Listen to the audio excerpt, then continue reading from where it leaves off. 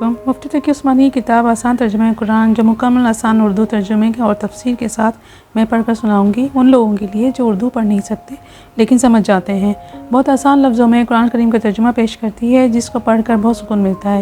قرآن کو سمجھنے کے لیے ضروری ہے کہ یہ معلوم ہو کہ یہ اللہ کا کلام، وہ پاک ذات جو ہم سے مخاطب ہو رہی ہے، وہ پاک ذات جو ہماری ساری کائناتوں کا خالق ہے۔ ہمارے پاس کی ایک کتاب کو سمجھنے پڑھنے کا وقت نہیں ہے جبکہ ہم نے زندگی میں بے شمار کتابیں پڑھ ڈالی ہیں۔ چلیں کتاب شروع کرتے ہیں۔ اعوذ باللہ من الشیطان الرجیم، بسم اللہ الرحمن الرحیم۔ ترجمہ: مسلمانوں، کیا اب بھی تمہیں یہ لالچ ہے کہ یہ لوگ تمہارے کہنے سے ایمان لے آئیں گے، حالانکہ ان میں سے ایک گروہ کے لوگ اللہ کا کلام سنتے تھے، پھر اس کو اچھی طرح سمجھنے کے بعد بھی جانتے بوجھتے اس میں تحریف کر ڈالتے تھے۔ اور جب یہ لوگ ان مسلمانوں سے ملتے ہیں جو پہلے ایمان لا چکے ہیں تو زبان سے کہہ دیتے ہیں کہ ہم بھی ایمان لے آئے ہیں، اور جب یہ ایک دوسرے کے ساتھ تنہائی میں جاتے ہیں تو آپس میں ایک دوسرے سے کہتے ہیں کہ کیا تم ان لوگ مسلمانوں کو وہ باتیں بتاتے ہو جو اللہ تعالیٰ نے ہم پر کھولی ہیں تاکہ یہ مسلمان تمہارے پروردگار کے پاس جا کر انہیں تمہارے خلاف دلیل کے طور پر پیش کریں؟ کیا تمہیں اتنی بھی عقل نہیں؟ تفسیر: تورات میں آخر زمانے میں آنے والے نبی کی جو پیشن گوئیاں موجود تھیں وہ تمام تر نبی کریم صلی اللہ علیہ وسلم پر صادق آتی تھیں۔ بعض منافق یہودی جو مسلمانوں کے سامنے اپنے آپ کو مسلمان ظاہر کرتے تھے وہ پیشن گوئیاں مسلمانوں کو سنا دیتے تھے۔ اس پر دوسرے یہودی تنہائی میں ان کو ملامت کرتے تھے کہ مسلمان ان پیشن گوئیوں کو جان لیں گے تو قیامت میں ہمارے خلاف استعمال کریں گے اور ہمارے پاس ان کا کوئی جواب نہ ہوگا۔ ظاہر ہے یہ انتہائی بے وقوفی کی بات تھی، کیونکہ اگر مسلمانوں سے یہ پیشن گوئیاں چھپا بھی لی جائیں تو اللہ سے تو نہیں چھپ سکتی۔ ترجمہ: کیا یہ لوگ جو ایسی باتیں کرتے ہیں یہ نہیں جانتے کہ اللہ کو ان ساری باتوں کا خوب علم ہے جو چھپاتے ہیں اور وہ جو ظاہر کرتے ہیں؟ اور ان میں سے کچھ لوگ ان پڑھ ہیں جو کتاب تورات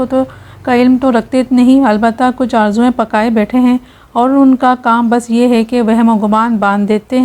رہتے ہیں۔ لہذا تباہی ہے ان لوگوں کی جو اپنے ہاتھوں سے کتاب لکھتے ہیں پھر لوگوں سے کہتے ہیں کہ یہ اللہ کی طرف سے ہے تاکہ اس کے ذریعے تھوڑی سی آمدنی کما لیں۔ بس تباہی ہے ان لوگوں پر اس تحریر کی وجہ سے بھی جو ان کے ہاتھوں سے لکھی، اور تباہی ہے ان پر اس آمدنی کی وجہ سے بھی جو وہ کماتے ہیں۔ اور یہودیوں نے کہا ہے کہ ہمیں گنتی کے چند دنوں کے علاوہ آگ ہرگز نہیں چھوئے گی۔ آپ ان سے کہیے کہ کیا تم نے اللہ کی طرف سے کوئی عہد لے رکھا ہے جس کی بنا پر وہ اپنے عہد کی خلاف ورزی نہیں کر سکتا، یا تم اللہ کے ذمے وہ بات لگا رہے ہو جس کا تمہیں کچھ پتہ نہیں؟ تفسیر: یہاں قرآن کریم نے ترتیب یہ رکھی ہے کہ پہلے یہودیوں علماء کا ذکر فرمایا ہے جو تورات میں جان بوجھ کر رد بدل کرتے تھے، پھر ان پڑھ یہودیوں کا جنہوں نے تورات کا علم تو تھا نہیں مگر انہیں مذکورہ بالا علماء نے ان جھوٹی آرزوؤں میں مبتلا کر رکھا تھا کہ سارے یہودی اللہ کے لاڈلے ہیں، وہ بہرحال صورت جنت میں جائیں گے۔ ان کا سارا علم اس قسم کے گمانوں پر مشتمل تھا جو کہ ان کی گمان کی بنیادی وجہ علماء کی تحریفات تھی، اس لیے آیت 86 میں ان کی تباہی کا خاص طور پر ذکر فرمایا گیا ہے۔ بدی کے گھیرے میں لینے کا مطلب یہ ہے کہ وہ کسی ایسی گناہ کا ارتکاب کریں جس کے بعد کوئی نیک عمل آخرت میں کارآمد نہ ہو اور وہ گناہ کفر یا شرک ہے۔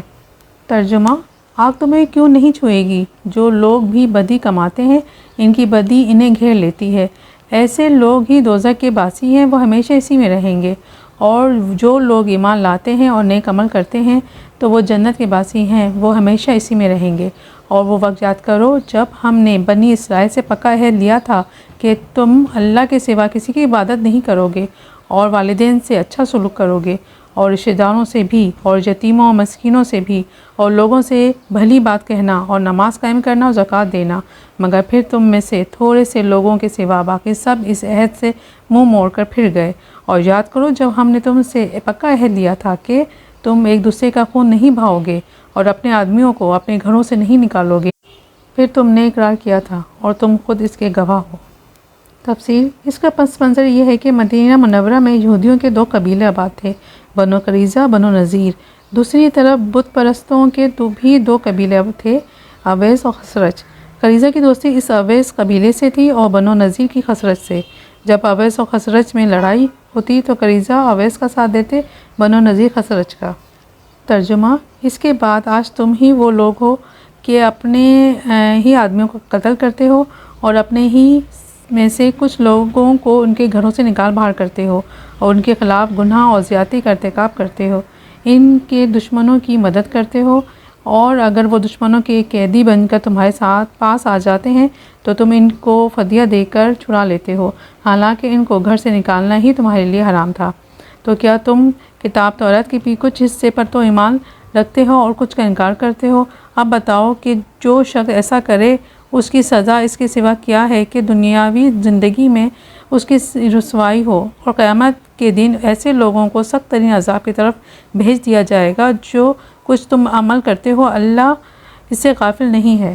تفسیر: یہودیوں کے دونوں قبیلے بالواسطہ ایک دوسرے کی مد مقابل آ جاتے، اور ان لڑائیوں میں جہاں اوس اور خزرج کے آدمی مارے جاتے وہاں قریظہ اور نذیر کی یہودی بھی قتل ہوتے یا اپنے گھروں سے نکلنے پر مجبور ہوتے۔ اس طرح اگرچہ بنو قریظہ اور بنو نذیر دونوں قبیلے یہودی تھے، مگر وہ ایک دوسرے کے دشمنوں کی امداد کر کے آپس میں ایک دوسرے کے قتل اور خانمہ بربادی میں حصہ دار ہوتے تھے۔ ہاں، اگر کوئی یہودی دشمنوں کے ہاتھوں قید ہو جاتا تو وہ سب مل کر اس کا فدیہ ادا کرتے اور اسے چھڑا لیتے، جس کی وجہ یہ بیان کرتے تھے کہ ہمیں توریت نے یہ حکم دیا ہے کہ اگر کوئی یہودی دشمن کی قید میں چلا جائے تو اسے چھڑائیں۔ قرآن کریم فرماتا ہے کہ جس توریت نے یہ حکم دیا ہے اس نے یہ حکم بھی تو دیا تھا کہ نہ ایک دوسرے کا قتل کرنا، نہ ایک دوسرے کو گھر سے نکالنا۔ ان حکام کو تو تم نے چھوڑ دیا اور صرف فدیے کے حکم پر عمل کر لیا۔ ترجمہ: یہ وہ لوگ ہیں جنہوں نے دنیاوی زندگی کو آخرت کے بدلے خرید لیا ہے، لہٰذا نہ ان کے عذاب میں کوئی تخفیف ہوگی نہ ان کی مدد کی جائے گی۔ اور بے شک ہم نے موسیٰ کو کتاب دی اور اس کے بعد بے در پہ رسول بھیجے، اور ہم نے عیسیٰ ابن مریم کو کھلی نشانیاں دی، روح اقدس سے ان کی تائید کی۔ پھر یہ آخر کیا معاملہ ہے کہ جب کبھی کوئی رسول تمہارے پاس کوئی ایسی بات لے کر آیا جو تمہاری نفسیانی خواہشات کو پسند نہیں تھی تو تم اکڑ گئے، چنانچہ بعض انبیاء کو تم نے جھٹلایا اور بعض کو قتل کرتے رہے۔ اور یہ لوگ کہتے ہیں کہ ہمارے دل غلاف میں ہیں، نہیں بلکہ ان کے کفر کی وجہ سے اللہ نے ان کو پھٹکار ڈال رکھی ہے، اس لیے وہ کم ہی ایمان لاتے ہیں۔ تفسیر: روح اقدس کی لفظی معنی ہے مقدس روح۔ قرآن کریم میں یہ لقب حضرت جبرائیل علیہ السلام کے لیے استعمال کیا گیا ہے۔ حضرت عیسیٰ علیہ السلام کو حضرت جبرائیل علیہ السلام کی یہ تائید حاصل تھی کہ وہ ان کے دشمنوں سے ان کی حفاظت کے لیے ان کے ساتھ رہتے تھے۔ ان کے جملے کا مطلب یہ بھی ہو سکتا ہے کہ وہ اپنی شیخی بگاڑتے تھے کہ ہمارے دلوں پر ایک حفاظتی غلاف ہے جس کی وجہ سے کوئی غلط بات ہمارے دلوں میں گھر نہیں کر سکتی، اور یہ مطلب بھی ممکن ہے کہ وہ مسلمانوں کو اپنے آپ سے مایوس کرنے کے لیے تنزیہاً کہتے تھے کہ آپ تو بس یہ سمجھ لو کہ ہمارے دلوں پر غلاف چڑھا ہوا ہے، ہمیں اسلام کی دعوت دینے کی فکر میں نہ پڑو۔ ترجمہ: اور جب ان کے پاس اللہ کی طرف سے وہ کتاب آئی یعنی قرآن جو اس توریت کی تصدیق بھی کرتی ہے جو پہلے سے ان کے پاس ہے، تو ان کا طنز عمل دیکھو۔ باوجود یہ کہ خود شروع میں کافروں یعنی بت پرستوں کے خلاف اس کتاب کے حوالے سے اللہ سے فتح کی دعائیں مانگا کرتے تھے، جب وہ چیزیں ان کے پاس آ گئیں جسے انہوں نے پہچان بھی لیا تو اس کا انکار کر بیٹھے۔ بس پھٹکار ہے اللہ کے ایسے کافروں پر، بری ہے وہ قیمت جس کے بدلے انہوں نے اپنی جانوں کو بیچ ڈالا ہے کہ یہ اللہ کی نازل کی ہوئی کتاب کا صرف اس جلن کی بنا پر انکار کر رہے ہیں کہ اللہ اپنے فضل کا کوئی حصہ یعنی وحی اپنے بندوں میں سے جس پر چاہ رہا ہے کیوں اتار رہا ہے، چنانچہ یہ اپنی اس جلن کی وجہ سے غضب بلائے غضب لے کر لوٹے ہیں، اور کافر لوگ ذلت آمیز سزا کے مستحق ہیں۔ تفسیر: جب یہودیوں کی بت پرستوں سے جنگ ہوتی یا بحث و مباحثہ ہوتا تو وہ دعائیں مانگا کرتے تھے کہ اللہ آپ نے توریت میں جس آخری نبی کی خبر دی ہے اسے جلدی بھیج دیجیے تاکہ ہم ان کے ساتھ مل کر بت پرستوں پر فتح حاصل کریں۔ مگر جب وہ نبی حضرت محمد مصطفیٰ صلی اللہ علیہ وسلم تشریف لائے تو وہ اس حسد میں مبتلا ہو گئے کہ انہیں بنی اسرائیل کے بجائے بنی اسماعیل میں کیوں بھیجا گیا۔ چنانچہ یہ جان لینے کے باوجود کہ حضرت صلی اللہ علیہ وسلم پر وہ ساری علامتیں صادق آتی ہیں جو توریت میں بنی آخر زماں کی بیان کی گئی ہیں، انہوں نے آپ کو ماننے سے انکار کر دیا۔ یعنی ایک غضب کے مستحق تو وہ پہلے اپنے کفر کی وجہ سے تھے، دوسرا غضب ان پر حسد اور ضد کی وجہ سے ہوا۔ ترجمہ: اور جب ان سے کہا جاتا ہے کہ اللہ نے جو کلام اتارا ہے اس پر ایمان لے آؤ تو وہ کہتے ہیں کہ ہم تو صرف اسی کلام پر ایمان رکھیں گے جو ہم پر نازل کیا گیا یعنی توریت، اور وہ اس کے سوا کسی دوسری آسمانی کتابوں کا انکار کرتے ہیں حالانکہ وہ بھی حق ہے، اور جو کتاب ان کے پاس ہے اس کی تصدیق بھی کرتی ہے۔ اے پیغمبر تم ان سے کہو کہ اگر تم واقعی توریت پر ایمان رکھتے تھے تو اللہ کے نبیوں کو پہلے زمانے میں کیوں قتل کرتے رہے، اور خود موسیٰ تمہارے پاس روشن نشانیاں لے کر آئے، پھر تم نے ان کے پیٹھ پیچھے یہ ستم ڈھایا کہ گائے کے بچے کو معبود بنا لیا۔ اور وہ یاد کرو جب ہم نے تم سے عہد لیا اور تمہارے اوپر طور کو بلند کر دیا اور یہ کہا کہ جو کچھ ہم نے تم کو دیا ہے اس کو مضبوطی سے تھامو، اور جو کچھ کہا جائے اسے ہوش سے سنو۔ کہنے لگے ہم نے پہلے بھی سن لیا تھا مگر عمل نہیں کیا تھا، اب بھی ایسا ہی کریں گے۔ اور دراصل ان کی کفر کی نحوست سے ان کے دلوں میں بچھڑا بسا ہوا تھا۔ آپ ان سے کہیے کہ اگر تم مومن ہو تو کتنی بری ہیں وہ باتیں جو تمہارا ایمان تمہیں تلقین کر رہا ہے۔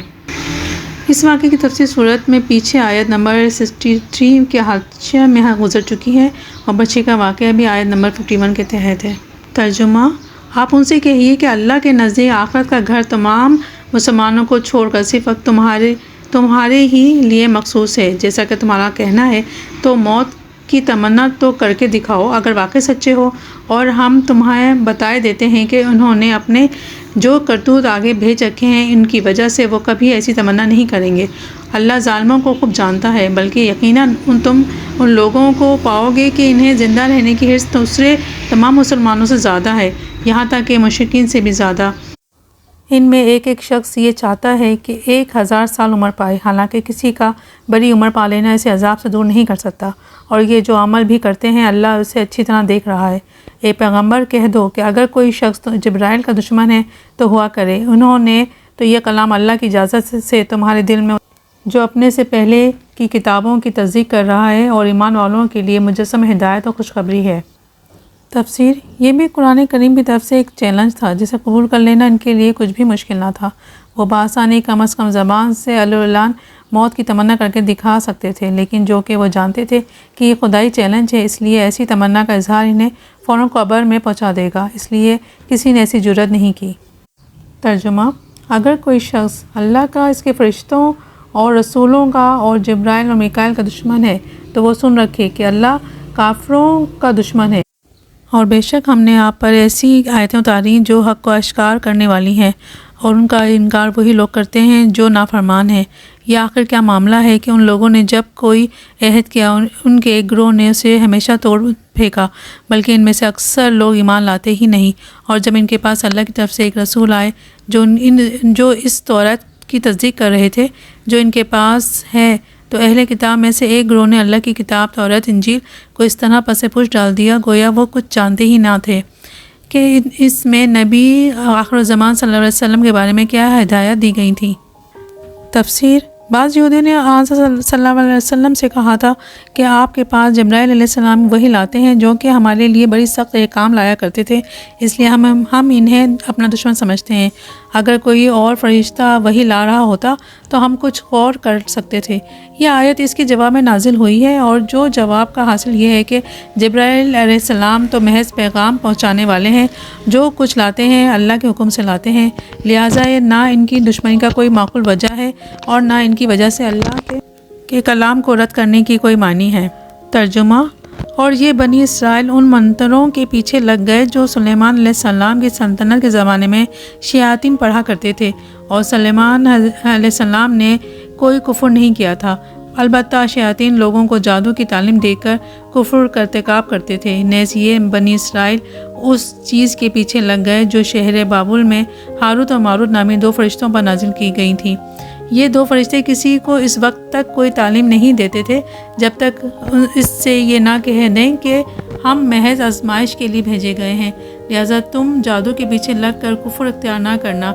پھر بھی یہ لوگ ان سے وہ چیزیں سیکھتے تھے جس کے ذریعے مرد اور بیوی میں جدائی پیدا کر دیں۔ ویسے ہی واضح ہے کہ وہ اس کے ذریعے کسی کو اللہ کی معیشت کے بغیر کوئی نقصان نہیں پہنچا سکتے تھے، مگر وہ ایسی باتیں سیکھتے تھے جو ان کے لیے نقصان دہ تھیں اور وہ فائدہ مند نہ تھیں، اور وہ یہ بھی خوب جانتے تھے کہ جو شخص ان چیزوں کا خریدار بنے گا آخرت میں اس کا کوئی حصہ نہیں ہوگا، اور حقیقت یہ ہے کہ وہ چیز بہت بری تھی جس کے بدلے انہوں نے اپنی جانیں بیچ ڈالیں۔ کاش ان کو اس بات کا حقیقی علم ہوتا، اور اس کے برعکس اگر وہ ایمان و تقویٰ اختیار کرتے تو اللہ کے پاس سے ملنے والا ثواب یقیناً کہیں زیادہ بہتر ہوتا۔ کاش ان کو اس بات کا بھی حقیقی علم ہوتا۔ اس آیت کی تفسیر میں اگلے پارٹ میں بیان کروں گی۔ اللہ تعالیٰ ہمیں قرآن شریف پڑھنے، سمجھنے، اس پہ عمل کرنے کی توفیق دے اور ہمارے بچوں کو بھی۔ آمین ثم آمین۔ اللہ حافظ۔